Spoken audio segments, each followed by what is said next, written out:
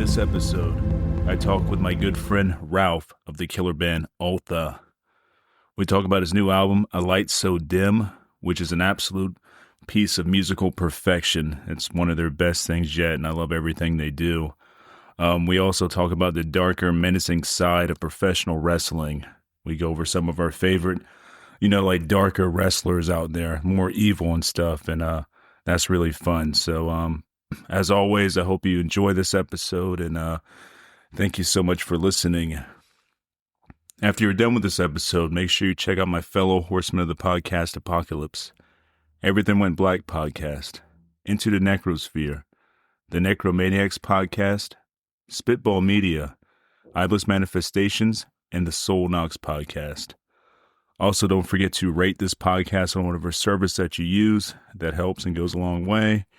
And there's also a feature now on the homepage of the Buzzsprout page where you can leave messages and stuff like voice messages and things like that. So feel free to do that if you like. That's also pretty cool. And once again, hope you enjoy this episode. And thank you so much for listening.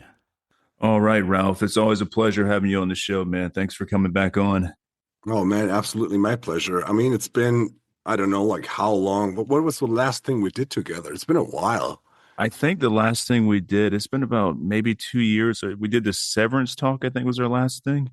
Oh, that might be the last one. Yeah. Yeah. Yeah, it's been a while. I mean, like I said on Mike's podcast, I completely stepped away from everything for a while. Like no social media, no podcasts, no hanging out with people.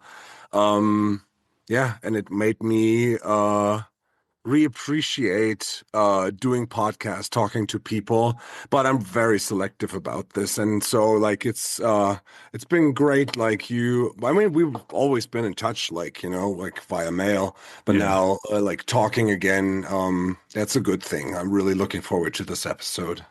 Yeah, I've been looking forward to this one too. And yeah, we always stay in touch, man. I consider you a brother, like you, Mike, all the horsemen and stuff are all like, I don't have like siblings, so you're like brothers to me.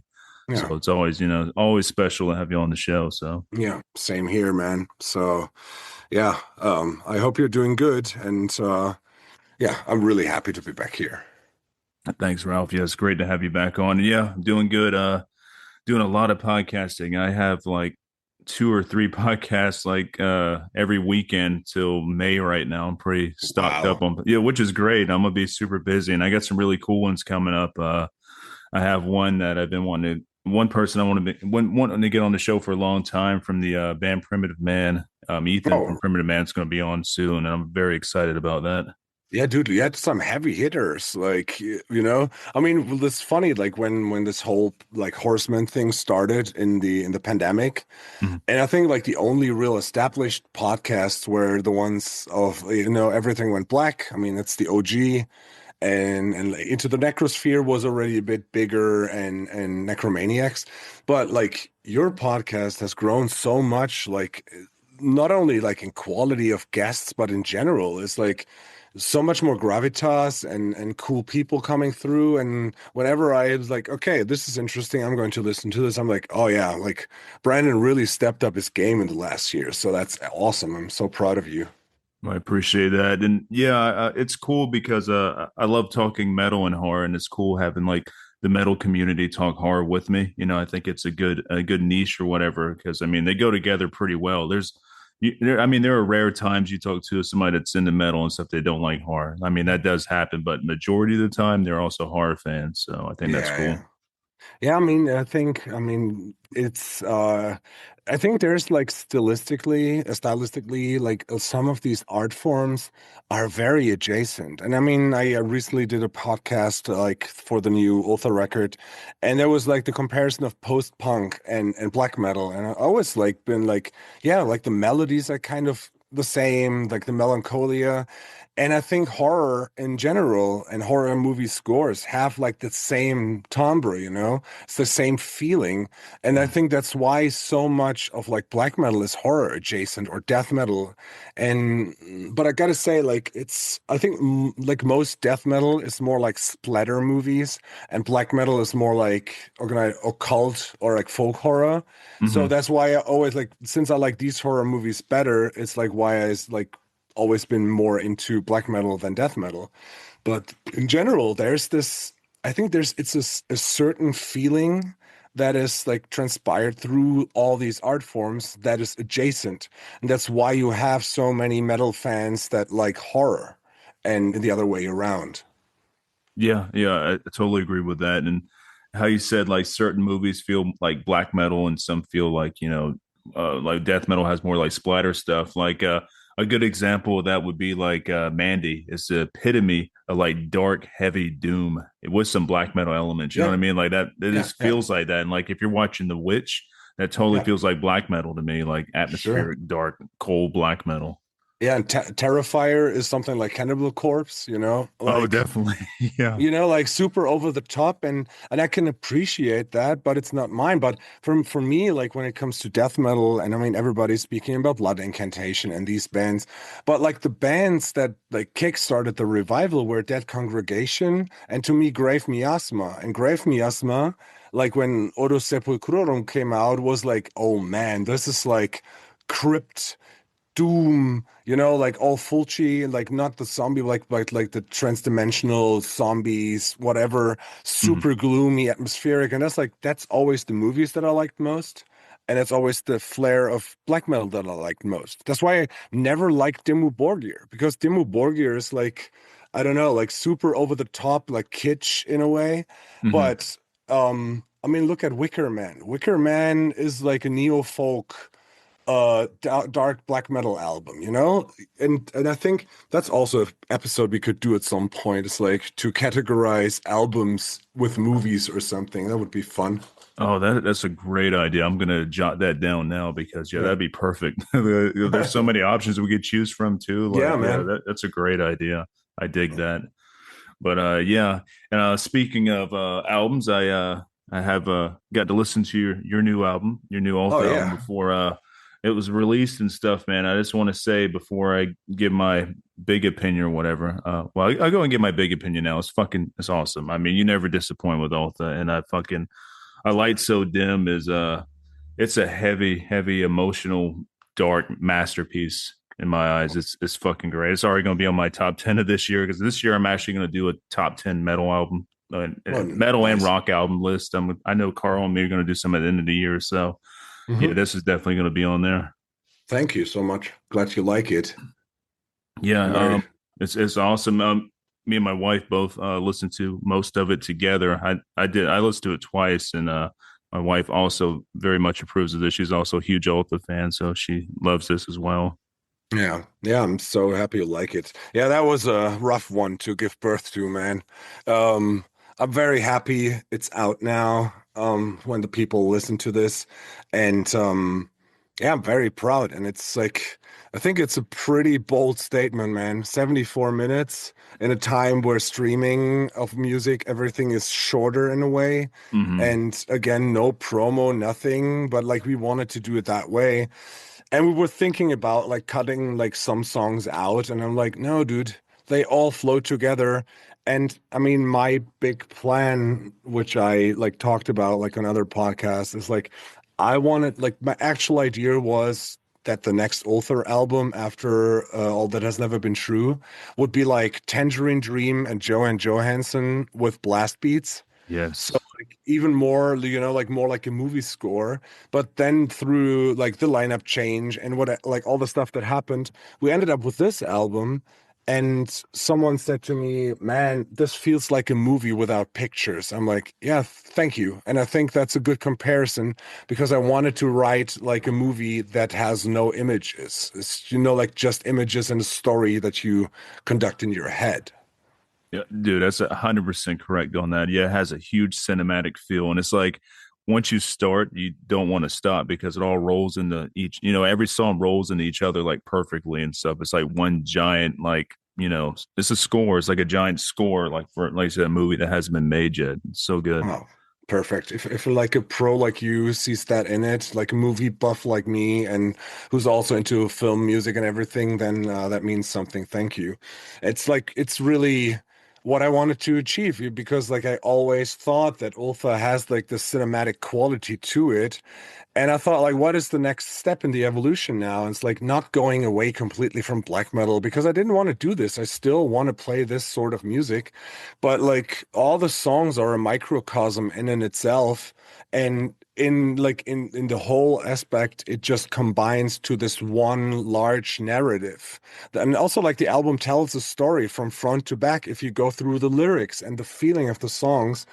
And yeah, I'm very proud of what came out. And I mean, the reactions are still very fresh, but I'm really curious if like it will stand the test of time, like All That Has Never Been True did.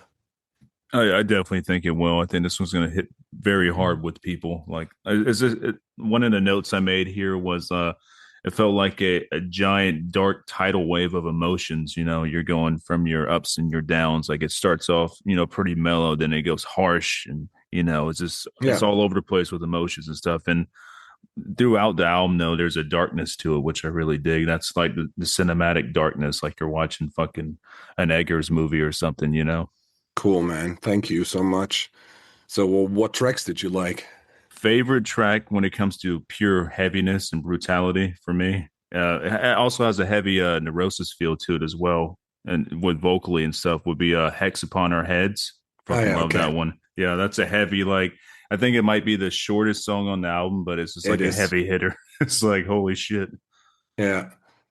Yeah, Yeah, that was a complete accident that this one happened. It's like we already had all the songs, but we needed an intro for Sister Faith and Sister Chance. And I wrote this riff and I'm like, yeah, maybe it works. And then it didn't work. And we're like, but this is good. And then like an accident in studio happened and Manu, our drummer, started playing like a drum roll. And I'm like, oh man, we can end the song like this. And now like, and then we were finished. I'm like, hey, should we like just play this riff just plain on reverb with no distortion? And Manu uses like these brooms for the drums, so it hmm gets like this Boron in the Club of Gore feel. And yes, now you yes, yep. yeah, now you have like the most aggressive riff on the album, and it's not me singing, it's actually Tim singing it, our new keyboard player, hmm because he can go even lower than I can. Wow, And then we like had like this super chaotic kind of like, I don't know, almost Keel Hall-esque song. Then it breaks down into this hardcore crew shout, and then it goes into Boren, the Club of Gore, all in like 3 minutes. I'm like, yep, okay, this works. It's crazy, but it works. dude, I love that, and I love Bohern. I think they're fantastic, and yeah, I picked up on that with the jazz stuff at the end, and like it reminded me also like some David Lynch stuff too. Like it had a Yeah, big yeah. Twin Peaks feel. I'm like, this is awesome, Yeah. great combination. Another song I really dug. I dig the whole album, but these are just some songs I picked out. I thought that really hit me extra hard. But Cherry Nut, I really dug Yeah. that just because Braxis Horn is mostly all synthesizers and stuff, and this has a really dark, bleak like synth sound to it. And I fucking really dig this. Yeah. It's a song about my dead cat. Uh yeah, Yeah. Yeah, I mean, she was called Audrey. Do you mm. remember what Audrey Horn could do? Oh yeah, oh yeah, Get it? yeah. Cherry Nuts, yes. Yeah. Oh, that's Yeah, awesome. yeah, that's I mean, because every song on this album is like a place where I felt heavy emotion and I felt devastated, but it always tries to have like this turn of like, how do I find strength in this darkness? hmm And I mean, that song is like about the feelings that I had when she came into my life and like how she saved me for like several years. And and then in the end, like she passed, and like the last sentence is grief is only love perceiving. And that's like the almost like a mantra that I told myself that like whenever I wake up, and I mean it's like she's 3 years gone now, Yeah. like this April, and it still like breaks my heart. And but I still have this feeling. And like, and to me, this is like a proof of how much of like she gave to me, and like how much I loved her. And actually, she was the one that started this progress, which ended up with this record because when she got diagnosed with like cancer, she had like on her anus, and so like she couldn't defecate anymore. Hmm. And the veterinarian said like, oh, she's in heavy pain and she will like maybe last 2 weeks or something, and you really need to let her go when when she signals you, I cannot do it anymore. And I was willing to put her down, and then she gave me 3.5 fucking months. Like Wow. Yeah. every day she was, I mean, I could see she was in pain and she was always, but she snuggled up. She waited for me when I came home until the day when she was really like, no, I can't do this anymore. And that was the point where I said to myself, stop whining like a little bitch about like how sad you feel and start like working like a little cat, Yeah. do something. And yeah, so she kind of kickstarted the whole process that ended up being this record, which is a record about like positivity in the worst place that you could be in. That's like a light so dim. And she pretty much is the epiphany of a light so dim, or she was. Yeah, she still is. Yeah, that's awesome. That's really cool. She inspired this album and stuff, and yeah, because you know how I am with our cats as well. They're family to me. Like, Yeah. yeah, I hear people always talk shit. Oh, your cats are not your kids. That's Oh bullshit. man. So they're Yeah. my kids. You know, you can fuck off with your human Yeah. kids. You know what I mean? Yeah, I mean, like my girlfriend, she has kids now, and I really like them, and I'm really close to them, but they're not my kids. And like when I tell her, like, yeah, Titus, like the dog, I love him because he's my dog, and so was Audrey was my cat, and she's like, yeah, but it's not comparable to you. And it's like, yeah, but they are your kids. Yeah. Like I may at some point feel the same feeling for them that you have, but like Audrey was my baby. Titus is my baby. Cooper was my baby. And that's the thing. And when people, I mean, I had dates on me canceled when I still used dating apps some years ago. It's like, oh, a guy who lives alone with a cat. It's like, yeah, well, then fuck off, Yeah. you know? 100% fuck off. Yes. Yeah. Fucking assholes. But yeah. Yeah. Another song or the last song I had on my list here that really got me going or whatever was Pink Light Soil into Copper. Yeah. This one had a huge, I don't know if you intended this, but there's like a huge like Halloween, vibe to it, like, the movie Halloween. Like I feel Mhm. like it almost has like a slasher feel to it, a John Carpenter feel. I really, really dig this one a lot.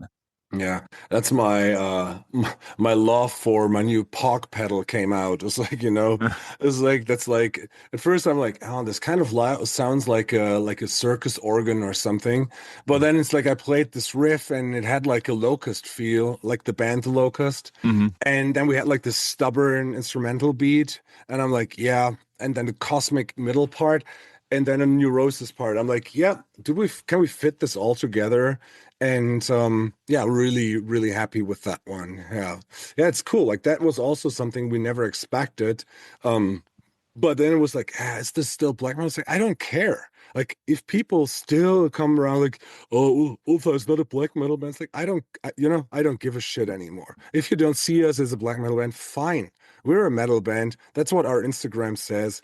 We have black metal influences, but man, no album that is considered true black metal was an inspiration for this album. Hmm. Like because the like spiritual godfathers to this album were Massive Attack, Depeche Mode, Oranzi Pazuzu, and Deftones. Like Oh yeah. these were the albums where every song is an individual story that in the end sums up like a whole narrative. And that's what I wanted. And yeah, we just played through like the voices that we have, and there is some black metal in there. Certainly, I wanted this to be, but if people still like after 14 years of Ultha are like, "Oh, you're not a black metal band," it's like, dude, there's so many Mayhem ripoffs. Go jerk off to them, Like, Right. why do you waste your breath about like because I'm not ruining your scene.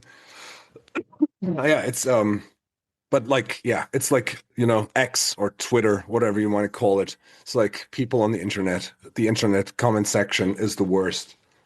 Yeah, dude, it really is. And yeah, like I said, this is an amazing album. And I hear a lot of the Deftones now that you mentioned Deftones. Like definitely hear Deftones, definitely hear Neurosis. Yeah. There's certainly Bohern and the Club of Gore. I hear, stuff from that. I also hear a little bit of like Interpol. I don't know if you Yeah, dig Interpol or sure. not, but definitely hear the post punk and there's some Mm. goth vibes. even a little bit of like doom on on certain riffs or whatever. Like I heard a lot of different Yeah. things going on. I really love all that. So yeah, perfect. Yeah. Thank you so much. Glad you like it. Yeah, I can't wait to purchase. Are you doing vinyls and stuff as well, Yeah, right? yeah, sure. Yeah, yeah. I'll send one over. No worries. Oh Yeah, man, yeah, yeah. that's fucking awesome. All your vinyls I have on my mantle of like all of my things that inspired me with my Mandy posters, my Yeah. Mandy acts, like Yeah. all that. So your vinyls are behind me. So also Cool. with tombs and stuff like that, neurosis, that's just things that inspire. So I kind of keep it on the mantle there. Oh, cool. So awesome. Yeah, I will like I was already considering like how to do it because the shipping rates have gone up and it's so insane. So I'll Yeah. probably like do one box and send it to like I don't know to Mike or Davey because I'm like in touch with Davey of Dry Wedding a lot and then just have them like send out the individual albums within the states to Mhm. save on some money because right now to ship over one vinyl is 60 euros, which is like Holy crap. 70 bucks and that's like why like a lot of people's like, what the fuck? It's like, yep. But our label has like a distributor in the States, so like records can be purchased from there. But people were like, hey, we would love to buy a t-shirt, but like shipping over a t-shirt now is like 40 bucks. I'm like, yeah, Mm. I know, but there's no different option for us, and it sucks. Yeah, thanks Trump, I guess. Yeah, no shit. Yeah, we're living in apocalyptic times, my man. So yeah. Yeah, yeah. But yeah, that's awesome, man. And like I said, congrats again on this new album. It's great, and I think it's going to get a lot of love, and it better get a lot of love. Damn it, you know, yeah. I mean, it's a damn good album. I love it. So it'd be Yeah. definitely something I'd be listening to over the course of the year, over and over. So Cool. Thank you yeah, so much. Yeah. yeah. So I guess before we get into our wrestling talk or whatever, have you seen any recent horror movies or anything on the any darker films from the past year that's really Hmm. caught your eye? Yeah, I really actually can't say that I saw a lot. Like I think the last, I mean, we spoke about this, and I mean, I listened to your guys's like from the Horseman, the top movies. I Hmm. think the only like horror movie last year that really was like, okay, this is my movie is Bring Her Back. Yeah, That was like spot on. I mean, Weapons was great, and there's like a bunch of good movies, but I really don't watch a whole lot of movies aside from like rewatching Lord of the Rings, the extended editions, almost every month by now because I'm so obsessed with them. dude, so good. Um, oh man, Yeah. dude, like like my girlfriend's second child, like her boy, he's 10, Hmm. and he like watched Star Wars Episode 1 with a friend, and he's like, "Hey Ralph, you're a Star Wars fan. Could we watch more Star Wars?" I'm like, "Oh yeah, okay, let's do it," because now I have to watch them German dubbed, which is terrible, and. And then we watched like episode 1, 2, and 3, and I'm like, holy shit, are these movies terrible? Yeah. The CGI is so pathetic. And then you see Lord of the Rings, which was like years before that, and you're Mhm. like, oh my God, they could do this. Or like you go even back further, watch Terminator 2. And it's Yes. like you were able to pull this off in 91, and this is Star Wars? Really? Oh my God. So yeah, horrible. Um, I like last year, I don't know, like I tend to read a fucking lot by now. Mhm. Um, I watch a lot of shows. I actually got the Tomb of the Leviathans after you and Mike spoke about it. Oh, did you like it? Yeah, oh, I liked it. It was Yeah. great. This Yeah. one story with the hole, with the Russian, with the Canadian soldiers, and they have this hole in the wall. Oh yeah, dude, that shit was so creepy, man. Like Oh when it would man, turn dark, like somebody would yeah. disappear in a hole. Like fuck, yeah, yeah. Dude, that was like I would love to see this as a short movie, man. This is probably one of my favorite short stories of the last years. Like that was fucking amazing. Um I got like yeah, I don't know, like I'm watching Monarch because like I'm not opposed to the monster verse. I kind of like obsessed about Godzilla for a while Hmm. because of Godzilla minus one, and I don't hate the monster verse movies. I actually love King of the Monsters, the second one with King Ghidorah. Oh yeah, that Eh, was good. Yeah. I think like they took it a few steps too far in the last one with like, hey, there's another world and there's another world and here's the King Kong army and blah blah blah. It's a bit too much, but like Monarch is actually a very good show that I really enjoy. Yeah, Um, I might need to give the second season a chance on there because we watched the first season and it was too much like romantic drama and less yeah. monsters. You know what I mean? Like, come on, like where's the action? But that So, like that's I haven't seen the second season yet. I mean, they started I think 2 weeks ago or something. But mm, everybody said like now you get like it's someone compared it to the Expendables, where like Expendables 2 is the one that you actually wanted to be the first part, where it's mhm. just like over the top and like all are shooting all the time, and the first one is too much talking. Yeah, And they said like the second season has way more giants or titans, and so yeah, like I just enjoy it. But I gotta say, man, in this shift that I like had in the last few months of getting better, and um, it started like with I mean, like I said, with Audrey, and I got a fortune cookie by Danny, my good friend, hmm, and it just said stop worrying about things you cannot control. And this is like a mantra to me too now. And this is also something with I have an old friend who's a big Star Wars head, and whenever like a new Mandalorian season came out, he's like, "Oh, this is the worst shit," or I'm like, "No, I like it. It's yeah, enjoyable. It's maybe not everything I want, but it's enjoyable." And that's the thing too. Like people hate it on the monster verse. Yeah, it's over the top, but I mean, the old Godzilla movies were also over the top. Minus hmm, one is something different. That's a perfect movie. yeah, But I still can enjoy this, and I don't give a shit about this anymore. When people tell me that the Rings of Power, the Lord of the Rings show, yeah, it's not really canon and blah. It's like I don't care. It's a show that plays in this world. It's enjoyable. Do I care that orcs have women and children? No, I don't give a flying fuck. But it's yeah. dark, it's bleak. People should stop worrying about this shit and just enjoy what they have. 100% agree with that. Yes. But yeah, like one thing I need to mention, and probably this is like has been my favorite thing of the last half year. Mm. I'm super heavy back into comic books.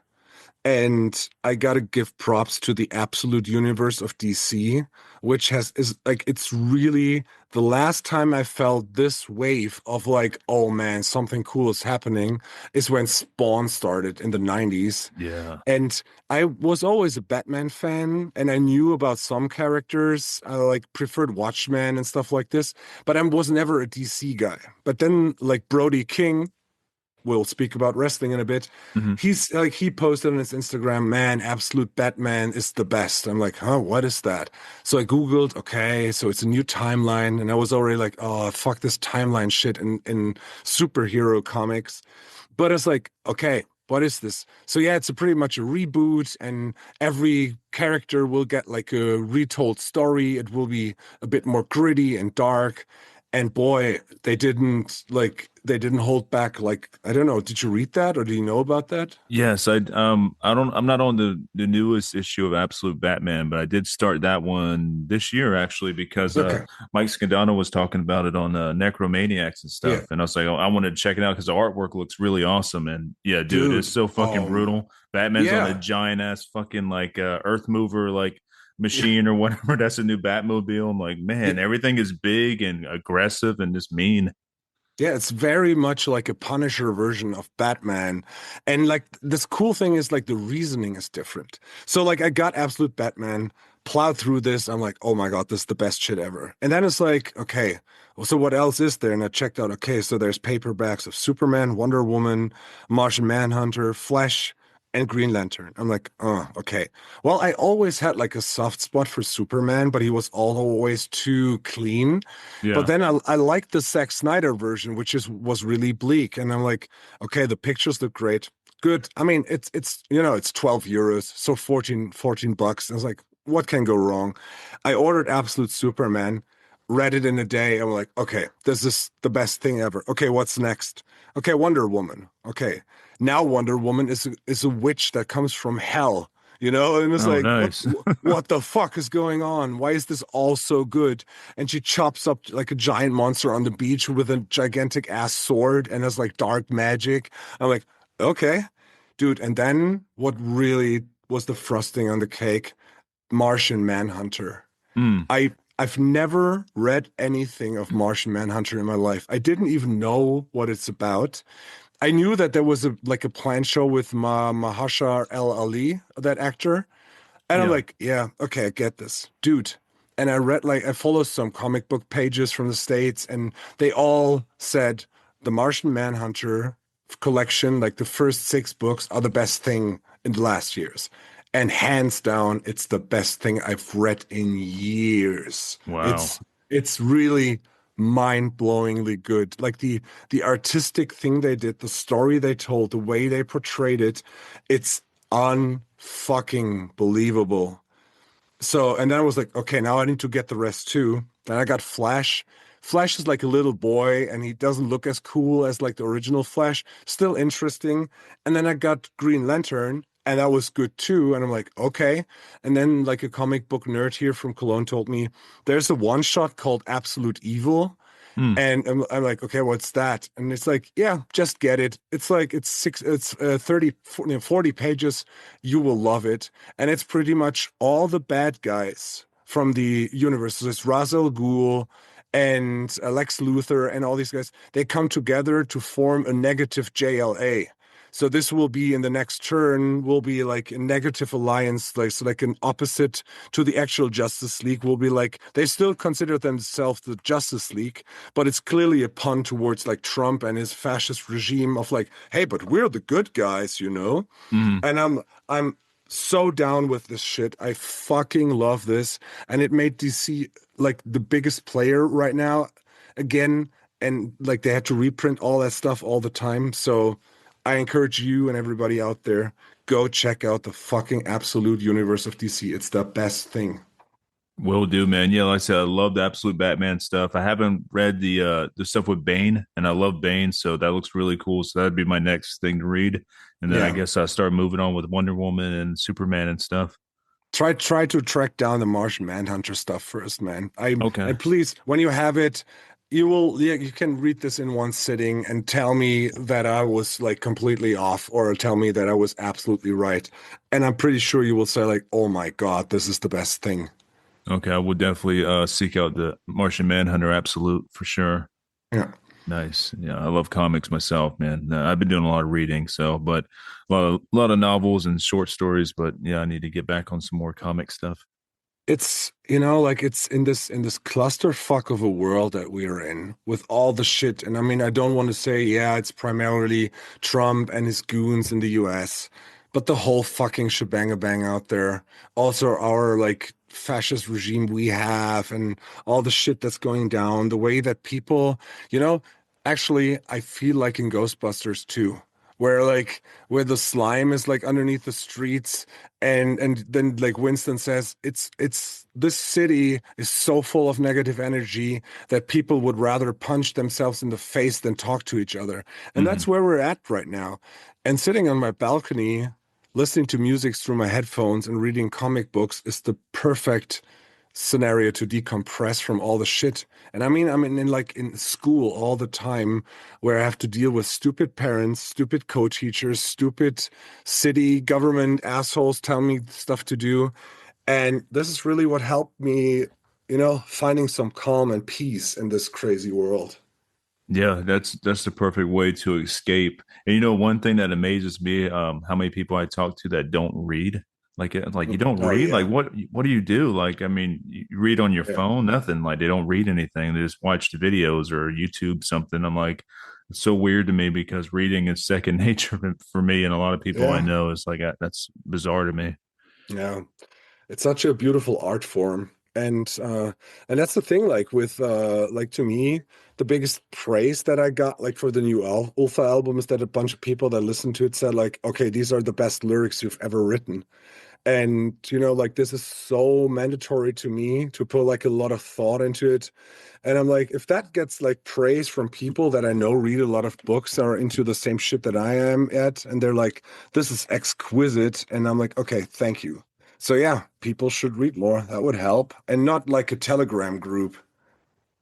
No, like actually pick up a book, pick up a Kindle. I've been like all about Kindle for like the past couple of years. When I got one for my birthday for my wife, because finding the best lighting in a dark house is pretty hard. So Yeah. the Kindle comes in handy with that. I still collect physical books as well, but also Kindle's pretty convenient. So yeah, pick up a Kindle. Pick your phone has a Kindle app on there. I mean, people just need to read more. Yeah. Right. Yeah. This is crazy, man. It baffles me that people don't read. And I've met multiple people in the past couple of years actually that tell me they don't read. I'm like, what the Yeah. hell? Like, Dude, okay. like I have like a sixth, like I'm the head teacher for a sixth grade class. So there are 28 kids in there, and two of them voluntarily read books at home. And they're the ones that talk to me about Lord of the Rings. And they're like 12 years old. And I'm like, okay, so you've got good parents, I see. Yeah, no shit. Yeah, voluntarily reading, that's a good thing. Not being made to read and still going home and reading. I mean, Yeah. that's what I did as a kid. Like I'd check out so many books from the library, go home and read it. Then I get like an assignment in English class to read this. I'm like, Yeah. cool. But yeah, it's different. It's weird. Yeah, I mean, it's hard because it's a cognitive thing that you have to process. But the thing is, like, the more you read, the easier it gets, you know? And I mean, my biggest opponent is always the fatigue that I'm so tired. But still, like, like you learn to read better. And then I have kids in school and in English lessons, like, hey, read this sentence. And they're stuttering and they're like in the 10th grade. And you're like, what the fuck is going on? Yeah, I can't read that well. It's like, how the fuck did you make it to 10th grade with reading like a little baby? But yeah, I mean, that's kind of the world we live in. Yeah, we live in strange times, that's for sure. Yeah, absolutely. So yeah, let's talk about some wrestling, man. Like I don't think I've talked wrestling on this podcast since it started. I have to blame you. Actually, not blame you, but my wife might blame me because I watch a lot of wrestling now. She doesn't understand wrestling. That's cool, but you got me back into like watching wrestling again, specifically with AEW. Yep. That's what I watch. I was watching a little bit of the WWE stuff when I started up again, but it just kind of sucks. But Yeah. AEW is where it's at for me, and yeah, really I owe you some gratitude there for getting me back into wrestling because it's something fun. I can, I don't have to, it's nothing really to like stress over. You're Yeah. just watching something fun. It's like, it takes you away from all the bullshit for a little bit. And yeah, it's That's awesome. right. It's the same as comic books. It's easy. It's good versus evil. The stories are captivating. It's mixed with like interesting stuff that happens. And even though you know it's scripted, it's still fun to like participate in and like like doing prognosis of like what will happen. And yeah, to me, that's also, it has always been my safe space. And I mean, we'll talk about like how we found it.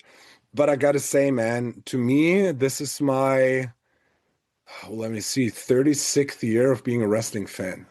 Wow. That's cool. Yeah. Like, I would have been right up there with you. But like I said, there was a moment in time from probably I quit watching wrestling probably when I was like 18 or 19 all the way to maybe 5 years ago.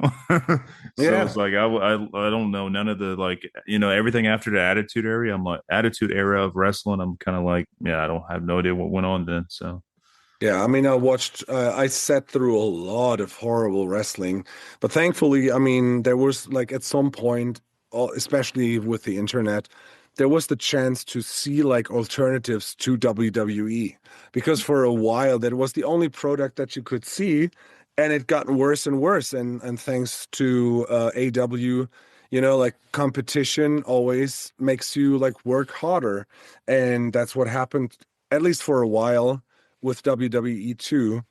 But before we go into this detail, I want to make something really clear here.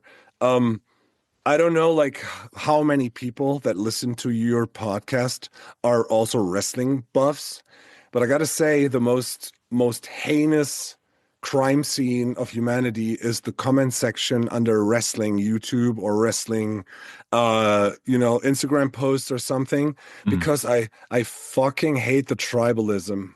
You know, Oh it's yeah. like, oh man, this is like, why the fuck do you like this? Like, it's not even discussion. It's like bashing the others. Why do you invest? And I mean, it goes both ways with the big companies. It's like, Hmm. why would anyone who's like super into WWE take the time to bash like AEW people on the internet? Why?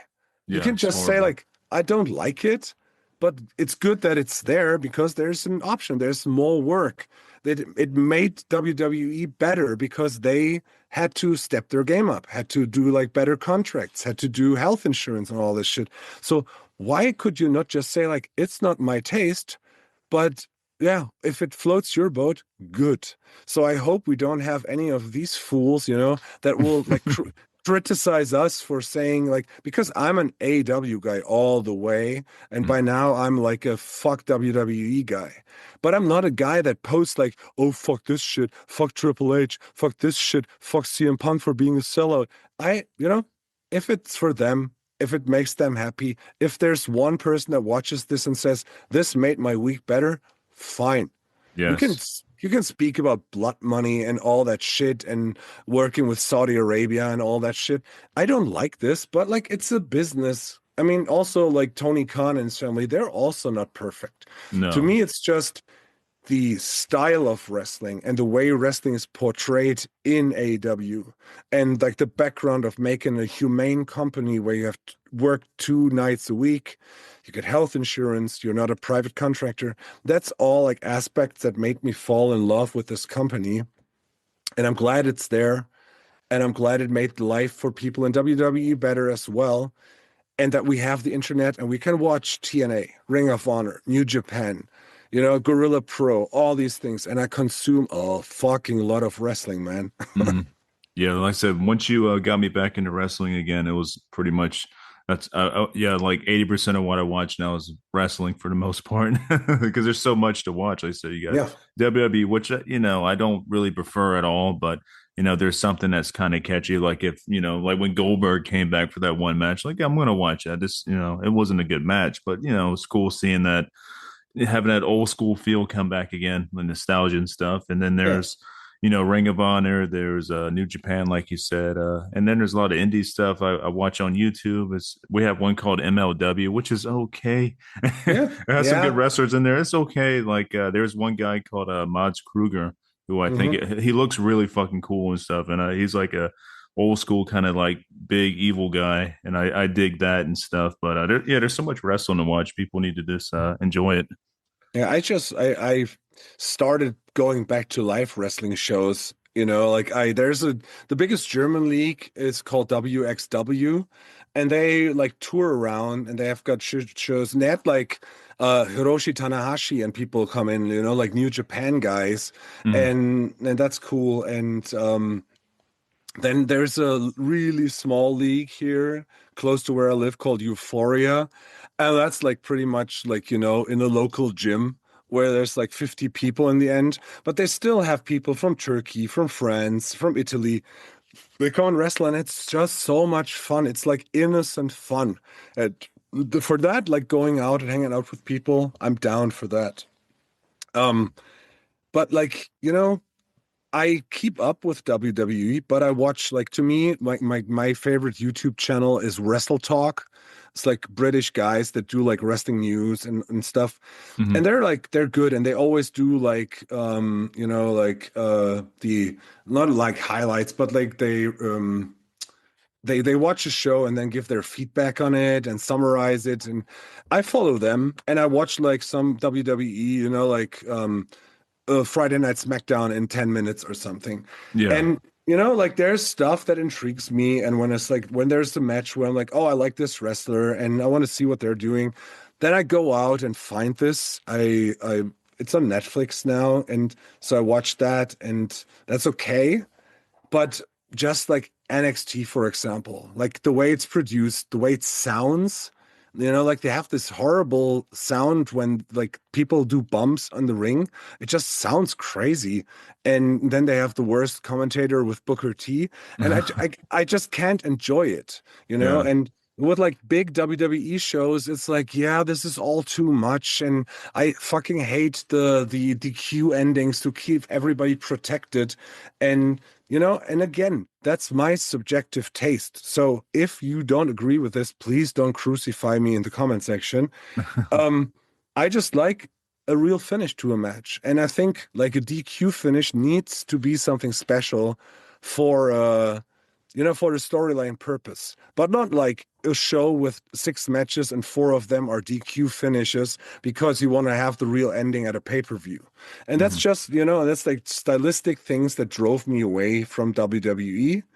And again, no hard feelings. They gave me everything I love about wrestling for so long, but now I have AW and I was at All In, the first and biggest gate that ever was there with like Wembley Stadium, 80,000 people, and you can see me pretty much 6 rows behind the ring. I'm on camera the whole time, Cool. and yeah, I spent like 600 euros to sit there, and we flew over, and yeah, it's just the best thing. So I'm AEW all the way. I'm hoping like I don't know if this is ever gonna happen. It could happen though, but I want to Oba Femi's my favorite thing about WWE. I think he's a Oh, fucking beast, dude. yeah, He's so good. yeah, he's very good. I want him to go to AEW. Him and Swerve have like a thing going. That dude, Oh that would be man. the ultimate. Like, yeah, I think he would fit better with AEW. His wrestling style and everything. He's such a beast. Yeah, but I think they will make something out of him because they had like Ahmed Johnson in the 90s and Mhm. he was also like a black big dude like but like Obafemi has more charisma and I mean he looks like the swole version of an like already swole Swerve now. Yeah, yeah. Um but I think he's a good match for WWE, but here's my again criticism of WWE. Oh my God, this will turn into a criticism show. I'm sorry. Um it is what they're do like they don't pull the trigger on the new guys. Braun Breaker is a fucking star. Mm. Oba Femi is a fucking star. They've got like some people from AEW.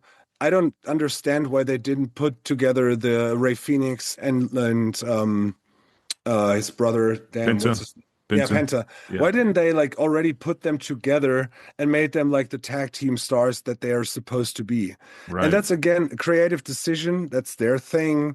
And but yeah, Obafemi is definitely like a household name, and he's going to be a real star if they don't ruin him like they did with so many others.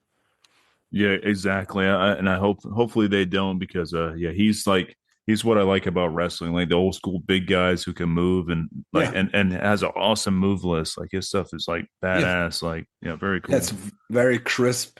And I mean, gotta say, like as much as I liked AEW more than WWE, the women's wrestling in WWE is just like on a completely different level.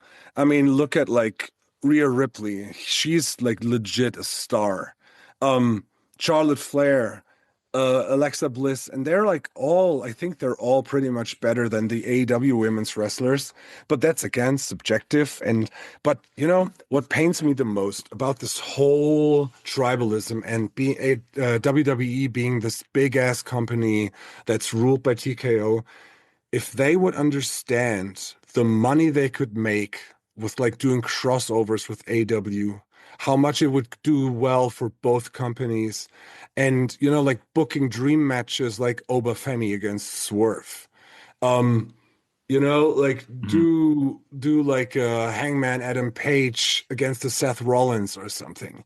You know, there's so much potential. And like, I mean, AW showed it with a Forbidden Door. It's possible, but WWE will never do this, and that's what hurts me the most. That would be great, man. It would be, dude. That'd be awesome. Maybe Yeah. maybe one day. I don't see it Yeah. in, yeah, maybe one day, but Yeah. so yeah, So let's you want to go ahead and start off on how you got into wrestling and stuff, like how you yeah, found wrestling? that's the fun aspect of doing like these episodes. It's kind of like when Mike and I did like these episodes about bands like Ministry and the Replacements, and you know, like when you find out like, oh, here's the timeline of my youth. which is now easy to like retrace the steps. Like to Hmm. me, Terminator 2 was like such an like important movie because Guns N' Roses did You Could Be Mine as the soundtrack. Yeah. And then it's like I remember getting Use Your Illusions too. And I remember sometimes like close after that I bought Nevermind and 10 and Bad Motorfinger and the Black Album. And I was like, fuck, that was all 91. I'm like, oh my God. Like and then you Yeah. can like trace back these steps. So my first memory of wrestling, and I looked it up today to be like really certain. We had a TV station here called Tele 5. Hmm. It was like a fifth channel when we just had like a few of them. It was kind of like a cheap ass TV station, but they had like good cartoons and stuff like that. And they had a show called Ringfrei, which means open the ring, which is the translation for pretty much let's get ready to rumble. Hmm. And they started in 1989. And in 89, and it ran until 1993.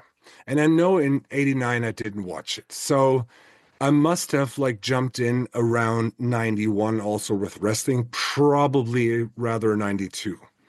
And there was a guy called Marcel Obua who was the host. And so I looked him up today and like, oh, okay, here's his biography. And then I found out that like in the beginning between 89 and 92, they showed wrestling matches from WWF, but also from the territories, but also kung fu and karate matches. So it was just like like a fight show. And I remember that I saw matches of wrestling, but then they had like these, karate stuff. And they stopped doing this mid 91. So it must have been around that time that I started watching wrestling. And they had like not full shows, but they showed like individual matches. And I remember like one of the first people that I saw was Macho Man Randy Savage, um, Brutus the Barber Beefcake, Hulk Hogan, the Iron Sheik. So this era must have been around like WrestleMania 2, 3, something like this. Yeah, that was my entry point. Let's see. I think I want to say my entry point too was back in like 91. Shit, I could have been around maybe 1990 because I was like 5 or 6 during 1990. But yeah, I think I was introduced to wrestling from my granddad at the time because there's a couple older wrestling movies like No Holds Barred and all that stuff came out. Like those really caught my eye, but I think I was already watching wrestling before then. I would rent the VHSs from like National Video, which was like a video store we had, which was Hmm. it was kind of like a national chain, and then Blockbuster stuff like that. I would watch these old tapes from like the early '80s and stuff, like Hulk Hogan, Andre the Giant, all that good stuff. Yeah. Back in the day, that was my thing was watching the tapes because we didn't have cable or nothing like that, and then around that same time period or whatever, we did have our local stations, and one of the local stations played was a like a WCW like channel. So on Sundays or whatever, like WCW would be on, and this was like back in the day with Vader and stuff, and I Yeah. think Hulk Hogan was on WCW at this time for the first time before it was like NW or any of that shit. But Yeah. yeah, that was my some of my earliest wrestling things. And then, like I said, watching No Holds Barred and all that stuff. I was a big Hulk Hogan fan growing up. I had like a poster of him and stuff in my room, before I knew he was a piece of shit, Hulk Yeah. Hogan, the character, not the person. Yeah. But yeah, and I was like, man, he's so cool. Like this is like the ultimate. And but I had to give like credit to my granddad and stuff for getting me into that. That It's was like at my first like wrestling experience. That's cool. It's crazy, right? To see, like, if you look at a guy like Hulk Hogan now, if you would place a guy like him in front of people, they would be like, "Who's that dork?" You Right. know, like bald head mullet, and like eat your prayers, say your prayers, eat your vitamins, and like the red and yellow. But back then, man, that also made me a wrestling fan. I mean, I was around for the debut of The Undertaker and like all that stuff. But like I got stuck with wrestling because of Hulk Hogan. And even though I didn't understand the word, because I mean, the Marcelo Bua hosted the show in German, and I think the wrestling matches also had German commentary. So I understood a bit because my English back then was not good or not like present at all. Mhm. And I still like like the all-American guy. And it was like I didn't have any idea about what America really means or is, or like why he is a patriot. What the fuck is a patriot? It was just like his over-the-top persona, the way he interacted with the people. I gotta say that fucking song, I am a real American. Yeah. That's like to this day, man, like the chord progression and the melodies, like it gets to me. And so he made me a wrestling fan. And I remember like the first feud that really caught my attention was him versus the Ultimate Warrior. Oh, hell Because yeah, dude. Yeah. yeah, the Ultimate Warrior with like his AC/DC ripoff song, because like the song is pretty much a cover of an AC/DC song, just heavier. And like the way he was just a maniac. So he really got me. And one of the guys, probably maybe that's the my entry point to the actual style of wrestling that I prefer more. So the slimmer guys with the slicker look and the better mic skills, that was Rowdy Roddy Piper. Oh yeah, he's the man. Yeah, he was the man. Yeah, I love that one. So that was my entry point. And so it was all WWE. But then Tele 5 stopped airing Ringfrei. And then I had two channels that showed wrestling. The one was Eurosport, which was, I think, also a British German channel. And they started showing WCW from 1994. So I remember seeing on there when Hulk Hogan jumped ship. So I don't know like how I found out about this. I think like some wrestling program said that, oh yeah, Hulk Hogan is not with WWF anymore. He's gone to that company. And then I found that, and I mean, that was before the internet, or like I could ask anyone because I knew nobody who was a wrestling fan. But I found it and I saw like him arriving in the limousine, signing the contract. And that's when I started watching WCW. Yeah, yeah. When Hulk Hogan went to WCW, that was huge for them because WCW was really big in the early '90s. Like they were like the top promotion because WWF at the time was like a bit more cartoony with their characters. Was Yeah. yeah, Doink the Clown. Which I went to all these events when I was a kid. Like a lot of Mhm. those events would come here locally and stuff. I would be there. Like I seen 1, 2, 3 Kid fight Bastion Booger before. I don't know if you remember Bastion Booger, but Yeah. yeah, Oh dude, man. it I was have a like, what clear the image hell? in my head. Yeah, he's unforgettable, man. And yeah, he looks just like he does on TV. He's a big giant blob of a man. And 1, 2, 3 Kid was so tiny. It was like this guy's not gonna beat him, but he ended up beating him. But yeah, It's they're so, just go yeah, ahead. sorry. No, you go. I was just saying, like, yeah, around that time frame, like WWF was very, very cartoony, definitely directed more towards kids, where WCW was more adult and more like serious at the time. And I still have the feeling it is still nowadays to some degree. I think AW does like comedy spots good and well. And something is funny, but the WWE humor that died with the Attitude Era when like a Kurt Angle, Stone Cold, like and The Rock, they made me burst out tears laughing because it was so funny. But I mean now Danhausen jumped ship and went to WWE. I have no idea if he will actually work in the realm of a WWE because he worked so well in AW, Mm, and it's still a shame that they didn't have more for him. I still think it's because he's like best friends with CM Punk, and after the whole CM Punk fiasco, that like Tony Khan didn't want to do anything with him. I don't know. But like I wish him the best because like Danhausen is a great guy and he's also like a hardcore fan. So he's straight edge. He listens to hardcore a lot.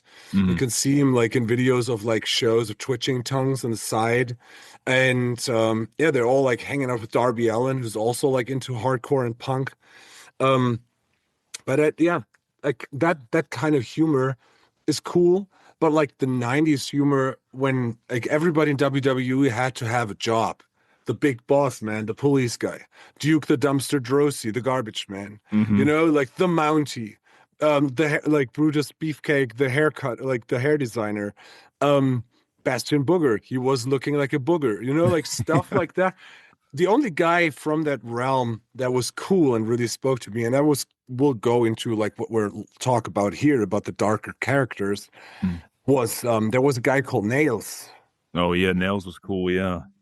He was like a prison escapee. So he had like this orange overall on and had like the slick back blonde hair, who looked like the singer in Haywire or like Lane Staley of Alice in Chains, but like Oh on yeah. steroids. He was not Yeah. like I watched some matches of him recently and he was not a good wrestler, but his entrance and the way he looked was very intimidating. Yeah, Nails was intimidating. Yeah, but yeah, like I said, he wasn't much of a wrestler, but he looked the part, and like he had that aggressive look amongst all the kind of clown characters, you know. So, Yeah. I mean, Doink the fucking clown.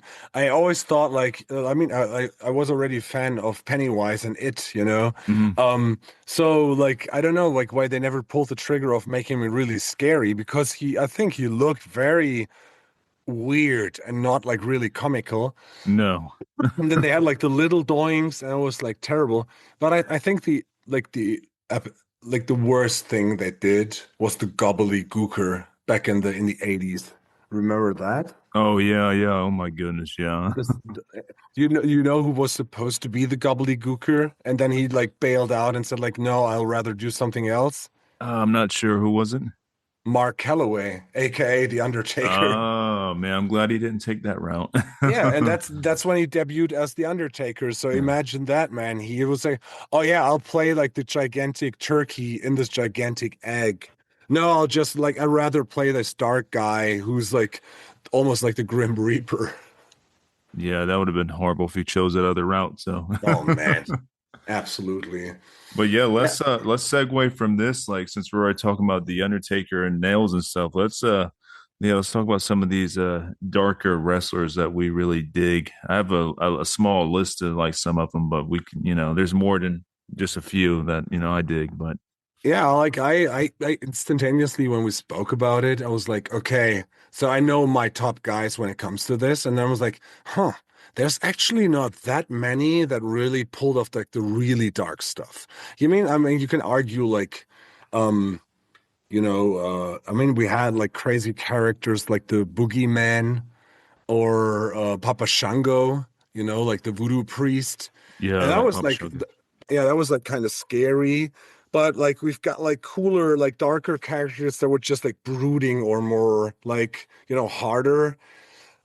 But they're more like thrillers. But like we're going to talk more about the people that were like more horror movie adjacent. And yeah, I got like a top six. I could make it a top seven. So do you want to go like Mount Rushmore style or something? Yeah, did you want to start from the bottom and go up? Yeah, absolutely. Let me just drink something real quick. All right. Oh, this stupid cold, man, and my sore throat. Um, all right. So my top seven of dark wrestlers of all time. Number seven is Kane. Nice. Yeah, he's on my list too, but he's gonna be higher. Yeah, okay. So you were talking about it when you're like when he's way further up, okay? Okay. But yeah, like Kane, the Undertaker's brother, the big rat machine. Um, great character, great invention. Cheap, the guy's total piece of shit now, like a Republican governor, I know, fucking right? Jeez, what the yeah. fuck? Yeah. Yeah, but still, Kane ruled when he came out. Yeah. So what's your seven? All right, my number seven.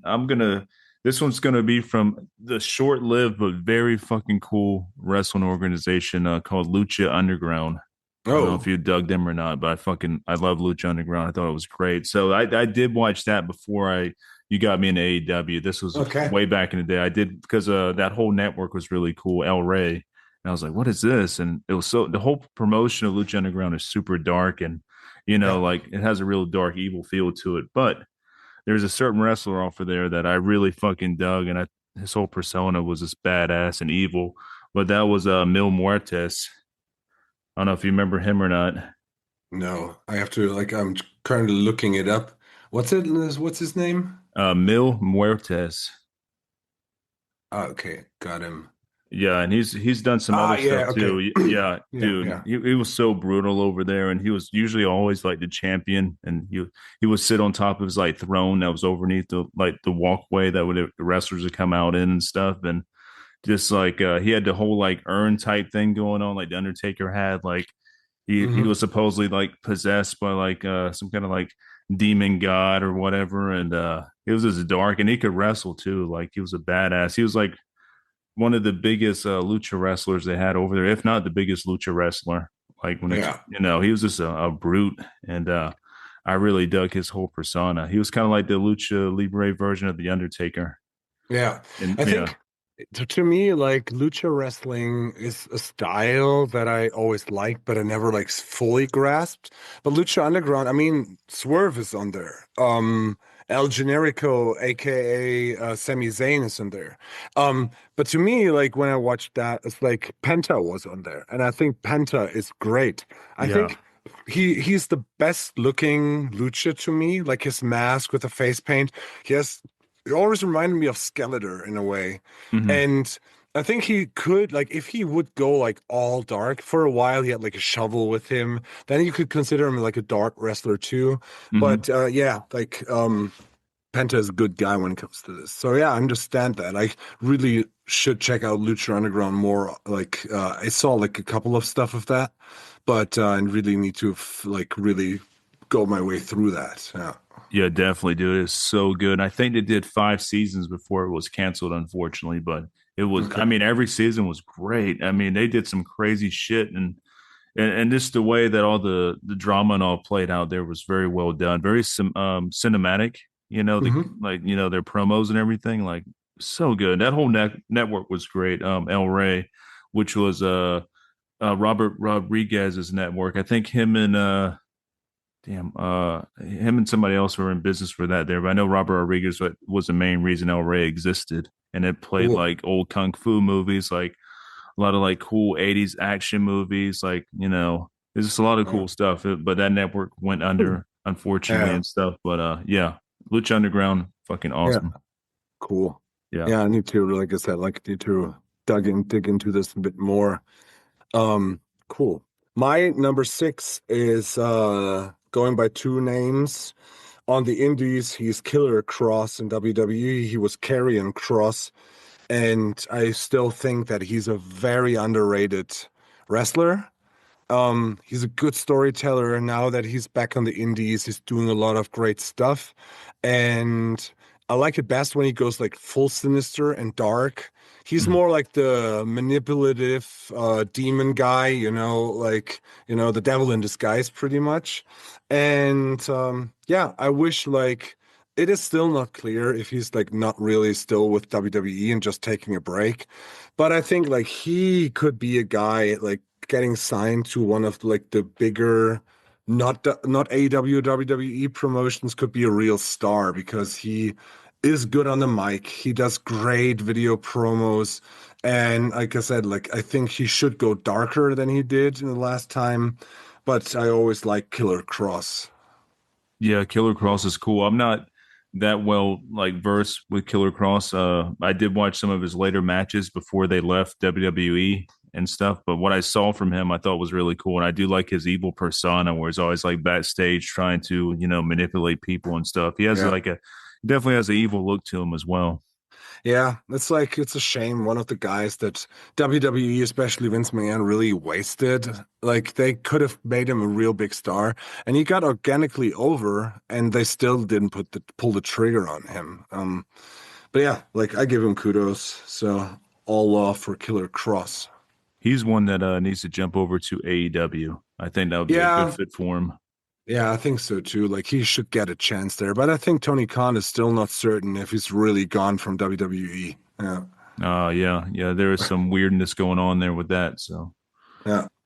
all right. So my number five, we're going old school, like real old school with this one. But Is, this is isn't one. it Huh? isn't it six? Number six or number Oh, five? oh yeah, yeah. Well, I just did my numbers. We're doing our top six. I think my six was Mil Muertes. Ah, okay, Yeah, okay. yeah. So it's Yeah. be my five here, Okay, okay. and that's gonna be the notorious Abdullah the Butcher.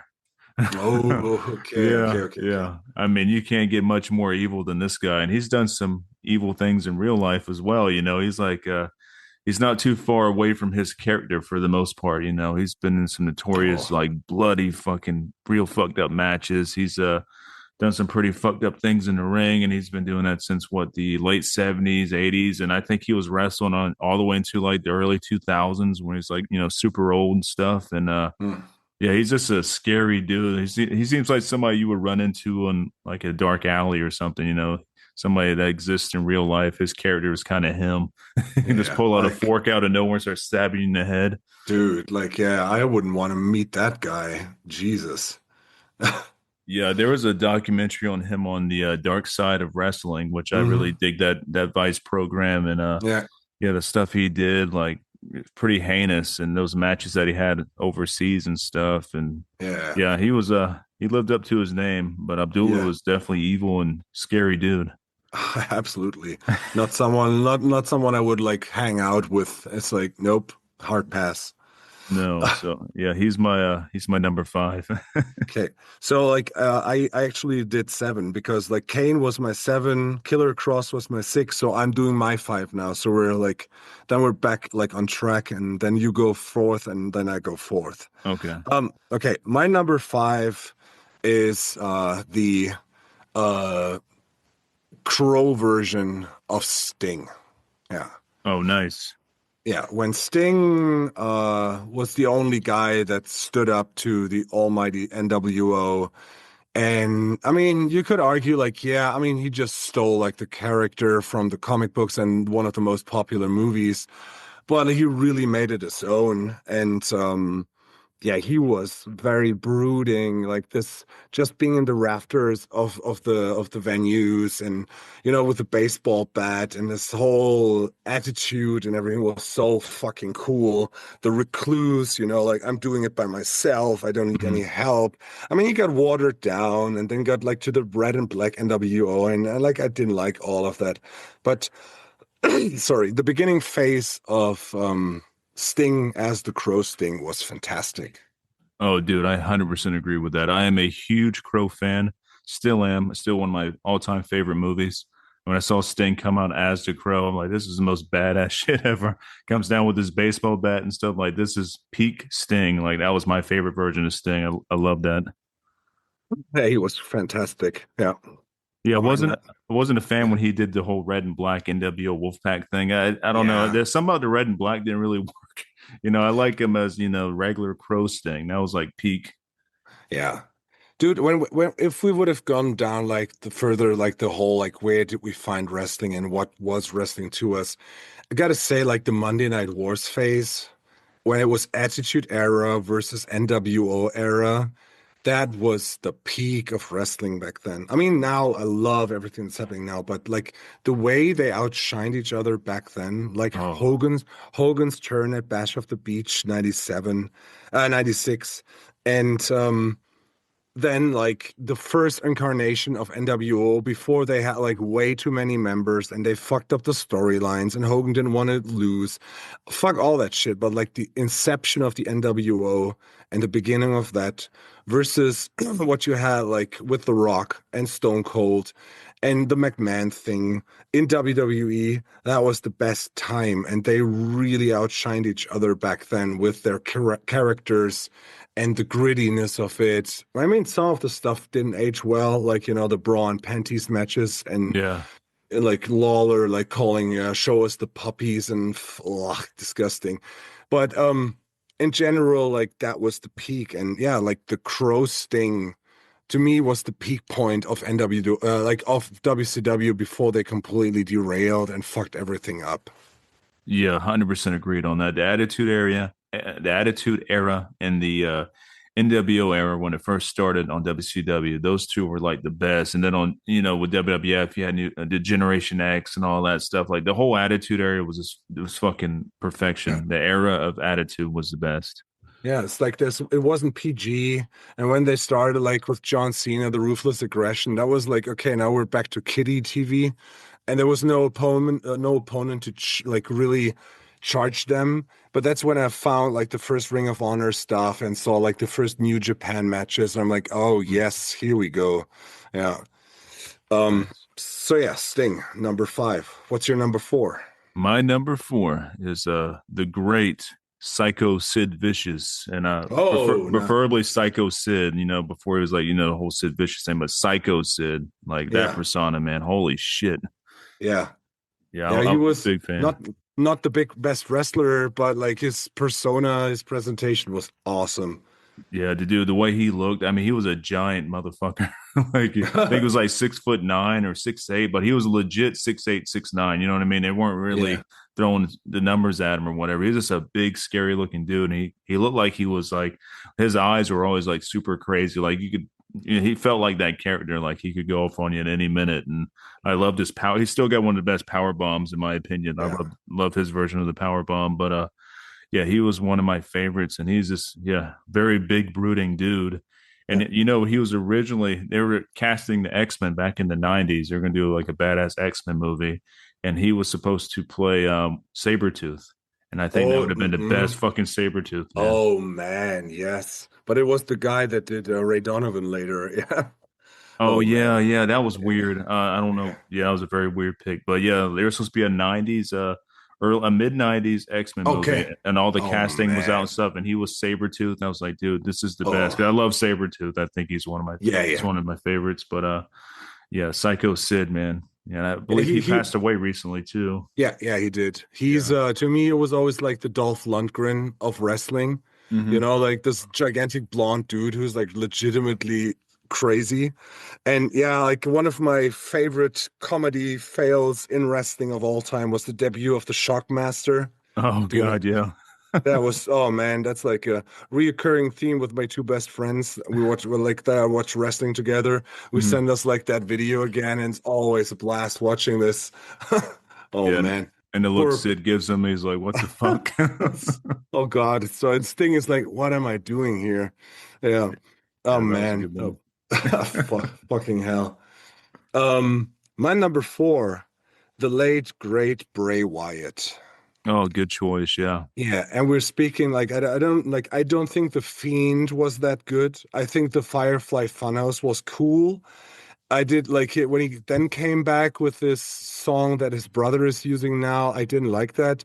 But like the Max Cady looking swamp cult leader character Bray Wyatt of the beginning phase with the Fireflies, the song when he came out, his promos from the swamp with Sister Abigail, that was like one of a kind. And like again, something whereas like Vince McMahon didn't see anything really in him. That could have been like, I mean, even The Undertaker said, like, hey, this is the next guy. I'll pass him the torch. But now he's dead. And no, like Undertaker's like, yeah, Damian Priest is the guy. It's like, no, Damian Priest is not the guy. Um, but like Bray Wyatt, man, he was such a genius when it came to this because he was a nerd like we are for horror movies, everything dark and gloomy, and he worked it all into his character, and it was just perfection. And he was also, for his size, he was so crisp and so good in the ring. Hmm. Yeah, he Yeah. could move. Yeah, that Oh was a good man. character, man. Yeah. I could definitely fit into that family, the Firefly family or whatever. Like I got to look for that. Yeah. I could totally be with that family. Yeah, you always remind me like when you post that picture of you with the guitar from your old band. I'm always like, that looks like a guy from True Detective season one. Yeah, without the meth or any drugs. Yeah. Yeah, straight edge version. Yeah, but yeah, Yeah. that's a good pick, man. Yeah, Yeah. great. He was a great wrestler. And the thing is, like even like that's the cool thing about like that there's like the fourth wall is broken and kayfabe is pretty much dead. That everybody now can speak about him, and it's like the like when he died and like when he passed, that was shortly before. It was pretty much I think 2 days before All in London. Mm, And the House of Black then paid tribute to him. And I saw like all these interviews, and people were like, he's the nicest guy. He's the nicest person. And like his father, who was IRS, like another job wrestler because he was for the tax deduction, mm, like him talk, hear him talk about his son, about the genius of his son, that really like touched me. Like, yeah, Bray was a good guy, I think. Yeah, definitely. Very good choice on that. And definitely a good wrestler and had a very dark aura about him and Yeah, stuff. But yeah, going way too soon, unfortunately. yeah. All right, so we're down to my number three, Hmm. I believe, and not going old school again with you here, but this is one of my all-time favorite wrestlers just because he's a big, mean, fucking scary motherfucker. But I'm going with early WCW slash New Japan version of Big Van Vader. Oh, good one. Yeah. Yes. Dude, when he would come out in New Japan, he would bring that giant like what kind of it was like a big helmet thing he would wear. Then he would lay it Yeah, down yeah, and like the smoke would come out of it. And it's just like such a like monster of a dude, you know? And yeah. it's like this guy's fucking intimidating and he wrestled the same way as like his entrance. Well, he's a very intimidating wrestler. Like he would throw some pretty stiff shots, you know. He was known for Yeah. that, known for like popping his eyeball back in after I think what Stan Henson almost knocked it out in New Japan. But it's, but also like very agile for a guy his size. Yeah, doing fucking moonsaults and stuff like and Yeah, the Vader bomb and all that stuff. But yeah. yeah, I love Vader. And when he went to WCW, that all that shit was cool too, with like the Taskmaster and all that was going on. Was it Legion of Doom over there in WCW? Dungeon of The Doom. Dungeon of Doom, yeah, Dungeon of Doom. All that Yeah, stuff was super cool. Legion of Doom were the Road Warriors in That's WWF. Yeah, that's right. Also one of my favorite tag teams of all time. yeah. Yeah, they But could fit on here too, like the they badass. could. Yeah, yeah. But the thing is, it's funny. Like when Sting retired, I like watched a long podcast interview with him, and he was like, "What was your most dangerous opponent you ever had?" And it's like, "Yeah, Vader." And everyone like, "Oh yeah, was he so hard?" Like, no, he stank. Yeah, I heard he smells horrible. Yeah. Yeah, and Sting was like, dude, like wrestling him and like his crotch in your face must have been like one of the most gruesome things he ever took in the ring. Oh man. Stinky ass Vader.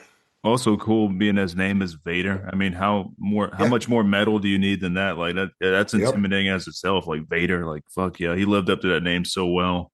Yeah, especially in that time when I like in 93 or something when I started with WCW. Um the band Vader, like the Polish death metal band, Hmm. just like when death metal was at its absolute biggest back then, they released their album The Ultimate Incantation. And I love that. There was a video on MTV Headbangers Ball, which was like super scary. And then was like, oh, I love Darth Vader.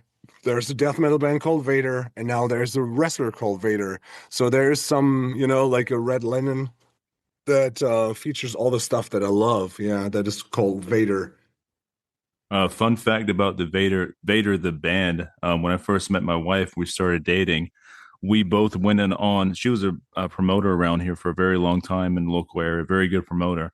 And we brought Vader down to our little ass fucking town in South Oh, Carolina. wow. Vader played like a small club. Me and my wife were running the whole fucking show for him and stuff. Like we brought him down. She booked him. I was running front of house, not front of house. I'm sorry, I was running door and all the other shit. But yeah, we brought Vader down to this small little town. Cool. Like we had this like very not a very big venue. We just had it packed out with people to see Vader. I'm like, and they had their giant tour bus parked outside this small ass venue. It's insane. Like nobody's ever brought a Yeah. band that big down here, where we're at. Because yeah, it was crazy. But yeah, Were they cool? Did they like the show? uh, they stayed in their bus the whole time. So Okay. yeah, Yeah.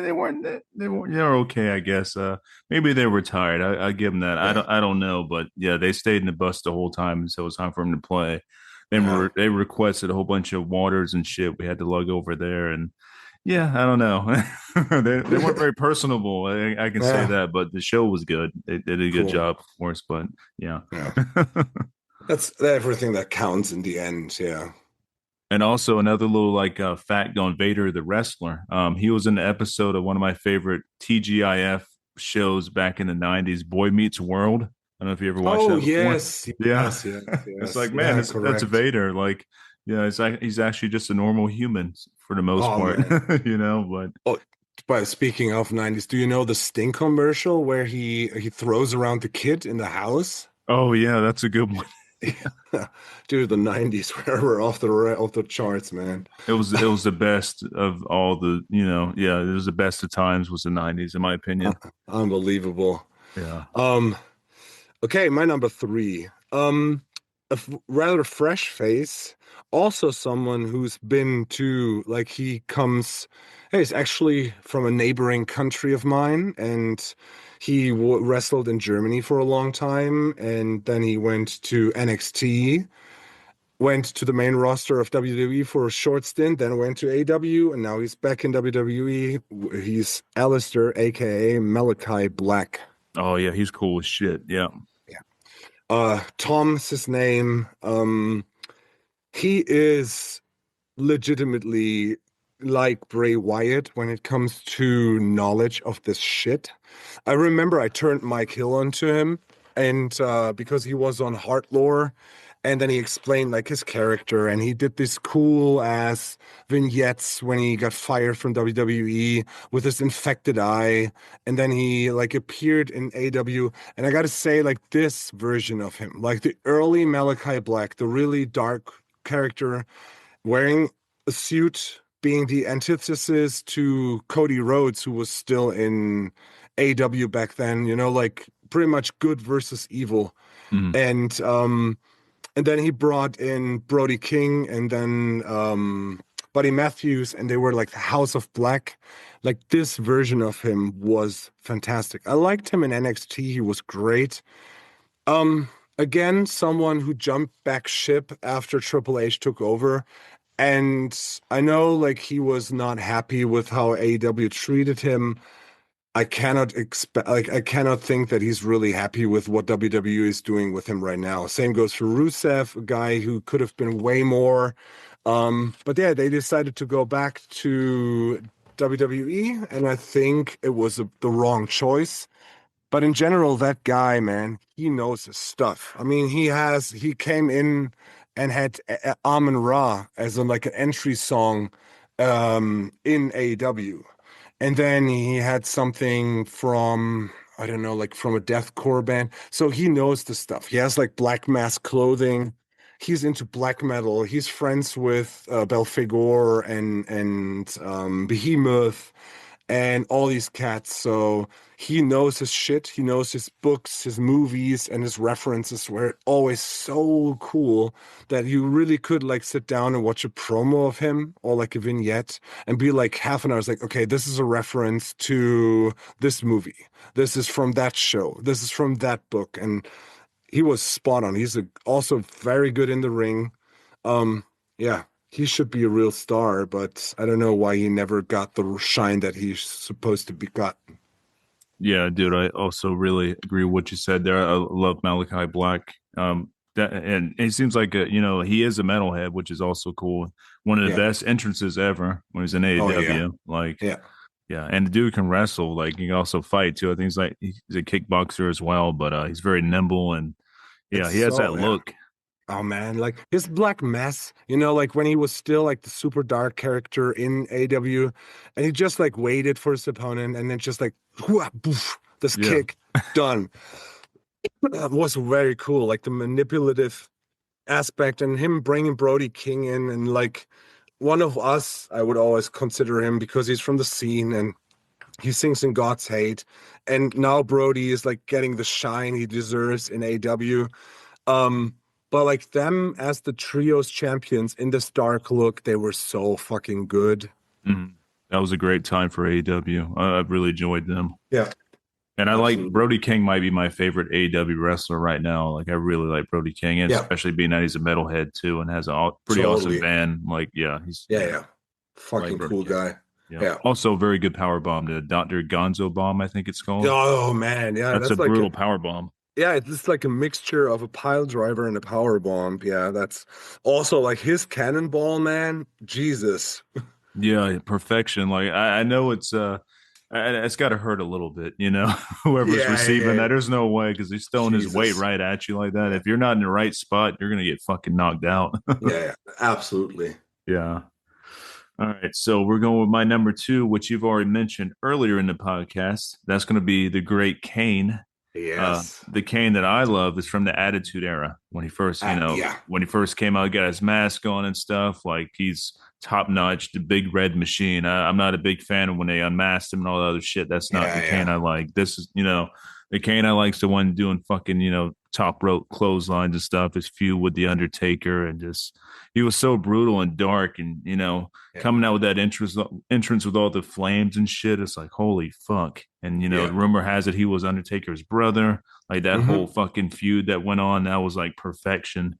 And he's such a big, intimidating dude. Like he's a big motherfucker, and he can move. Yeah. Yeah, that was when he started that inception of him and Paul Bearer betraying Taker and him like his brother, and then the way he looked, like the first mask and the first suit he had, like the first yeah, what do you call this, like his wrestling gear, Hmm. that was cool. But then they reshaped him and it was supposed to look like he had like scars from a demon on his chest, but then it was like this mesh and his left nipple was always sticking out. I'm like, Yeah, like he looked like Surfer Nipple Kane. That's what we called him.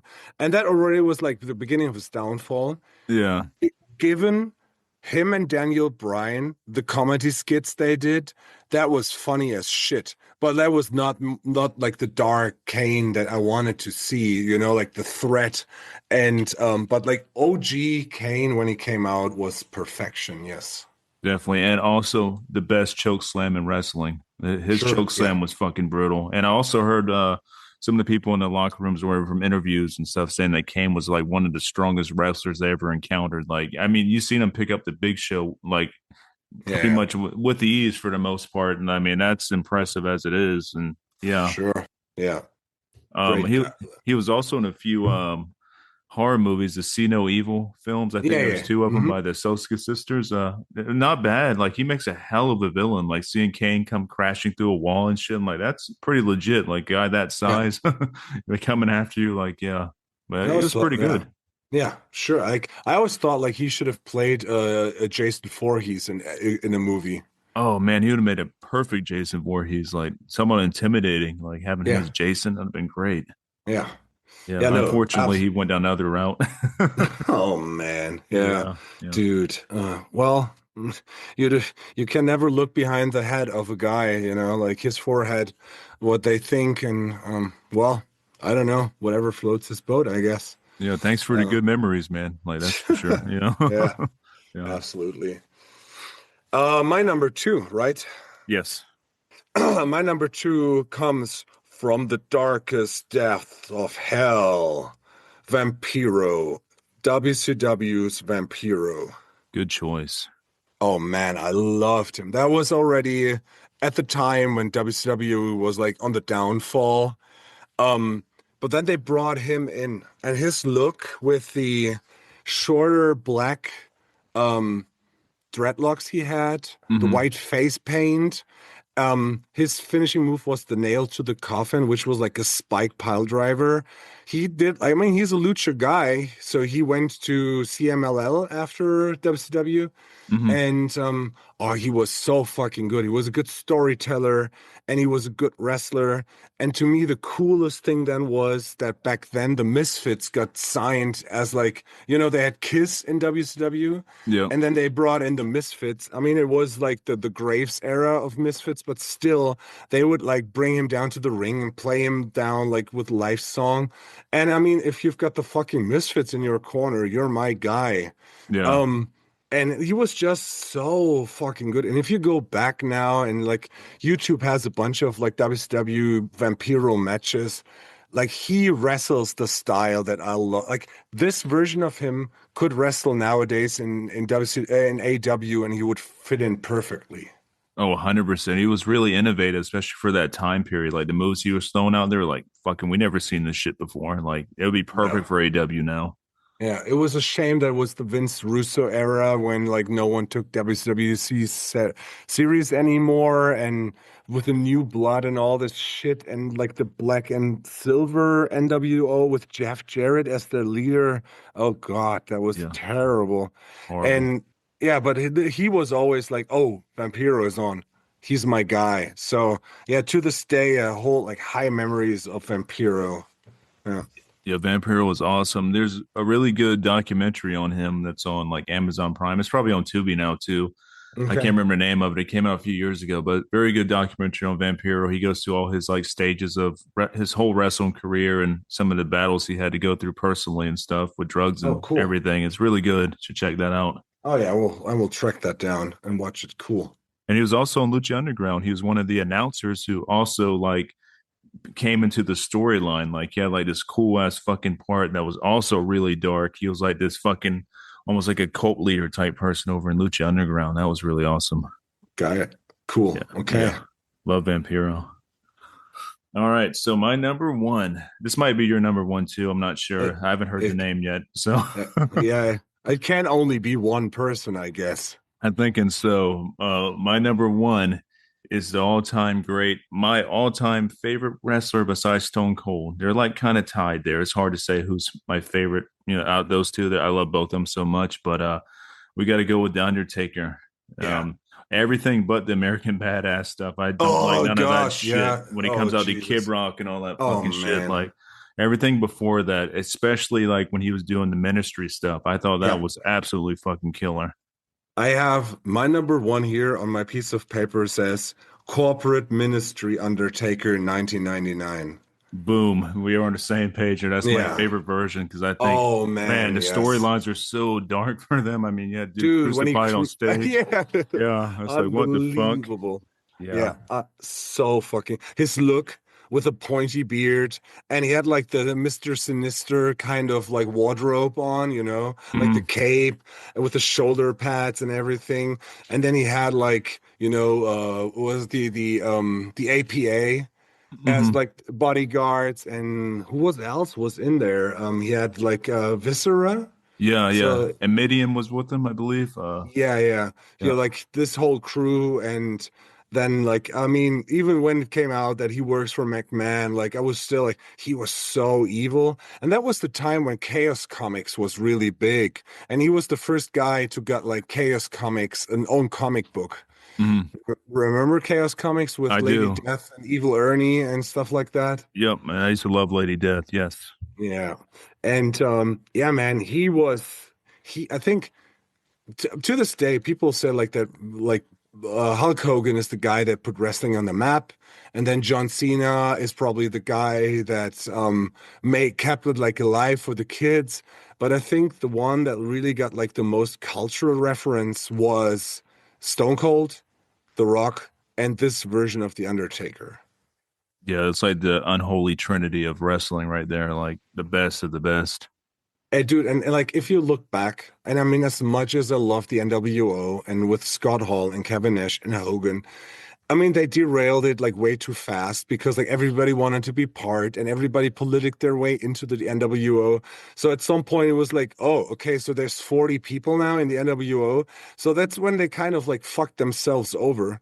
But like even if they would have continued like in the cool way the NWO started, look at the star power of like a prime Stone Cold Steve Austin in the feud with McMahon, the Rock in his prime, his mic skills before he went to Hollywood, and the corporate ministry Undertaker, that all combined with McMahon as the ultimate villain. WCW didn't have a chance, man. No, no, not at all. They got crushed when this happened. Like it was it. Yeah, That was it. I mean, this was the best time for wrestling, in my opinion. Out of all the times I've watched wrestling, this is the best. Like this is the Attitude Era, yeah, and man, what? And Undertaker's always been cool, even when he first came out. Like I was like, who is this guy? And I loved Hart since I was a kid, and seeing him come out there with Paul Bearer and stuff in his purple oh, gloves, I'm like, holy shit, what is this? Because he came shit. out during a time, like I was saying, all the like comic-y characters were out there, Yeah, Sergeant Slaughter, fucking the Mountie and all this stuff. Then you got this guy. It's like, holy shit. And he beats Hogan too, which is awesome. yeah. And it's like the whole presentation for like it was revolutionary for that time. The way he cuts promos, like I mean, he spoke like I've got like the Blu-ray set, like I got it as a gift, like Undertaker's story. And when he talks about it, that he was like, "Hey, you can be the gobbledygooker, or you can be this." And he's like, "What am I supposed to do?" Because if you look at like older Mark Calloway matches where he had like red orange hair. and Yeah. like was like, wow, that's the guy. And it's like, yeah, but you need to be like really dark and grim. It's like, okay, what do I do? And it's like, hey, you can roll up your eyes like this, do that, you know? And then like the way he progressed into the actual Undertaker. But then when he was like dressed completely in black, I think to this day it's the best entrance song of all times, you know, with the bell, lights going out, and then the choir. It has everything I love about like dark, like entertainment. Yeah. 100%. I got to see him live back when he wore the hat and had the I think it was purple gloves back. They might have been he might have switched his gloves. I think he had white gloves at one time. But anyways, it was in the mid to early 90s and I got to see him live and when the whole arena goes black, it almost gets Oh, cold. Like you feel like a yeah. cold air hits you. It's like, what the fuck? And then Undertaker's music hits. It's like, oh my God. It's like, yeah, that's history right there. That's something really special. Yeah. Like he was a very special guy back then. Um, I mean, yeah, like nowadays he trains the young. He has also some problematic views. Yeah. He's stuck to Vince McMahon through all that shit. And I mean, I understand loyalty and everything, but yeah, you can't deny what he did for wrestling. And I think he was the guy that got like the last thing that wrestling needed to be like an all-out success. You know, like you had characters like Hogan or like Shawn Michaels. You had the pretty boys, you had the rough guys, you've got like the you know like the badasses and the lovable people and but like this dark nemesis guy that was missing and like no one ever did it better than he did. No, and I don't think nobody ever will. I don't think there's No. ever gonna be anybody as intimidating as him and as dark. No, I don't think so. And that's the thing. I mean, he said like in interviews that Bray Wyatt, he like there was this last moment where he came back to the ring and he whispered something in Bray Wyatt's ear. And Bray said, like, The Undertaker said, now it's on you to keep the darkness. You know, like Mm. he's like, okay, he was passing the torch, but then Bray died.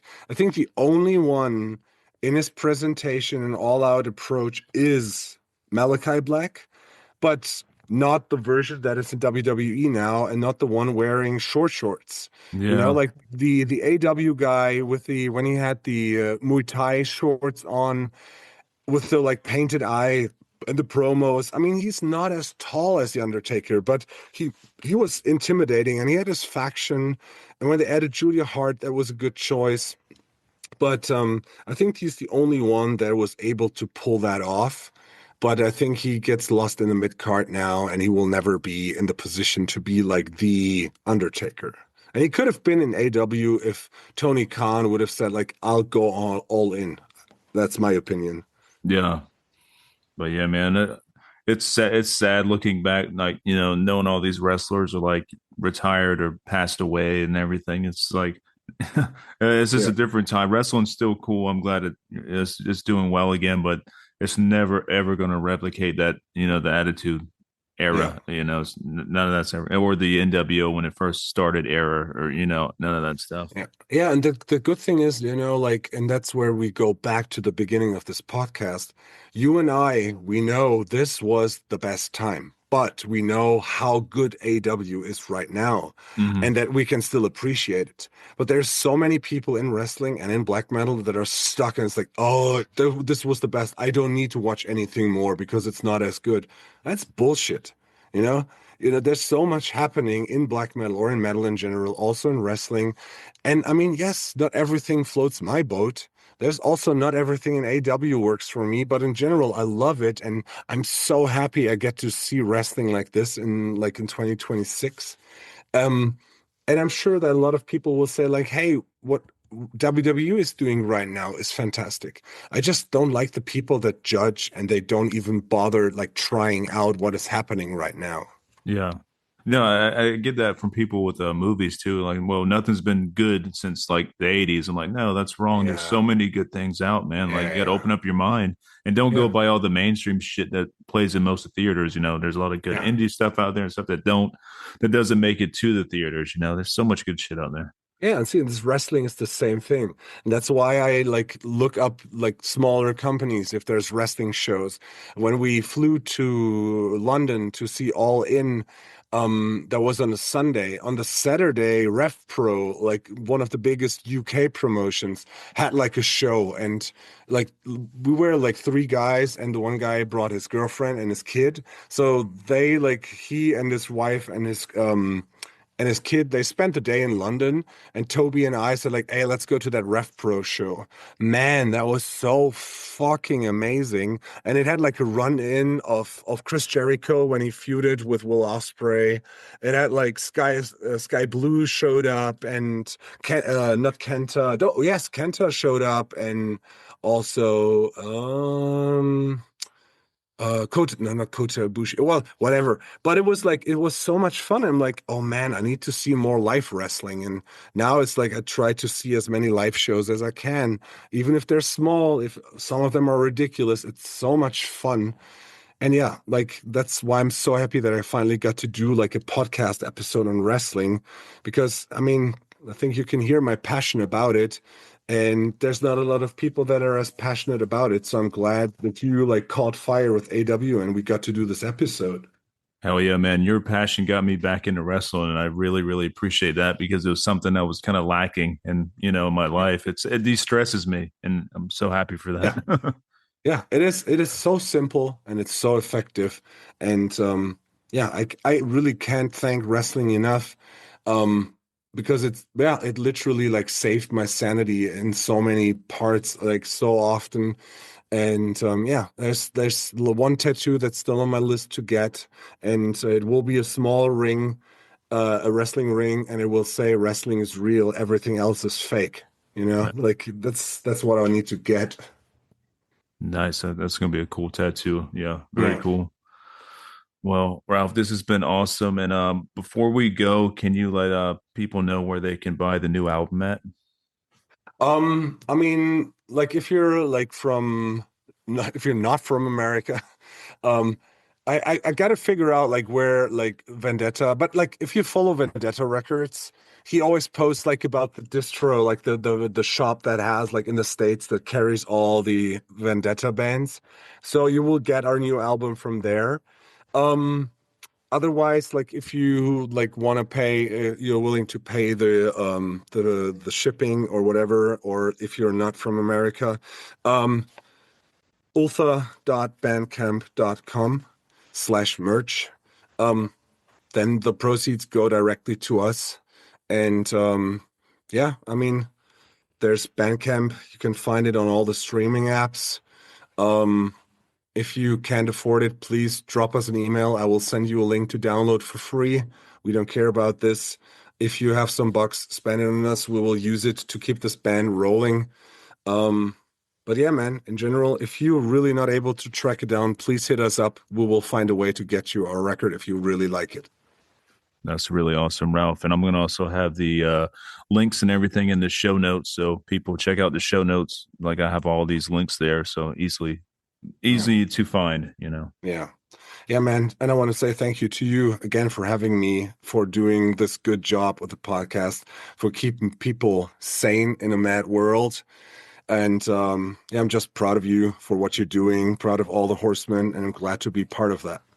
And we're glad to have you as part of us. And I'm fucking happy to be part of the Horsemen. Happy to be friends with all y'all. Like they say, we're brothers, and that's very important. I don't call anybody brother. You know what I mean? Like you have to earn that.